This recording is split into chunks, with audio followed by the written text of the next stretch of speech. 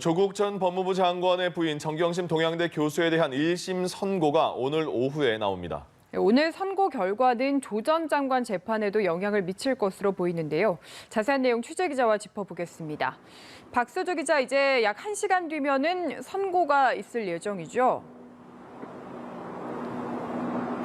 네, 서울중앙지법은 오후 2시 정경심 동양대 교수에 대한 1심 선고를 내립니다.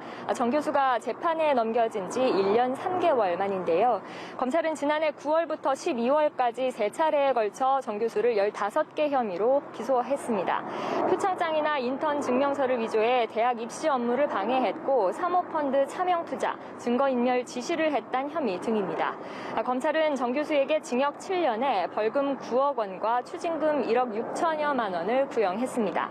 도를 넘는 반칙을 써 자녀에게 부와 기득권을 대물림하려 했고 사모펀드 투자로 신종 정경유착을 보여줬으며 진실을 은폐해 대통령의 임명권까지 침해했다고 검찰은 밝혔습니다. 하지만 정 교수 측은 조 전 장관의 낙마를 위한 표적 수사였다며 무죄를 주장하고 있습니다. 지난 최후 진술에서 정 교수는 검찰이 자신에게 첩첩이 씌운 혐의가 벗겨지고 진실이 밝혀지길 바란다고 말했습니다. 네, 오늘 선고에선 어떤 점을 눈여겨봐야 할까요?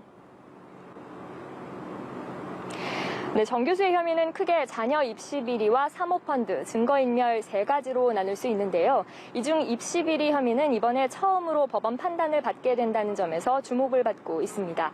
입시 비리 혐의의 관건은 동양대 PC가 위법하게 수집된 증거라는 정 교수 측의 주장을 재판부가 받아들일지입니다.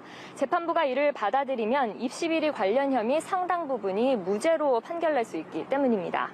사모펀드와 증거인멸은 앞선 관련자들의 재판에서 정 교수에게 각각 다소 유리하고 불리한 판결들이 나온 바 있어 이번 재판부는 어떻게 판단할지 관심입니다.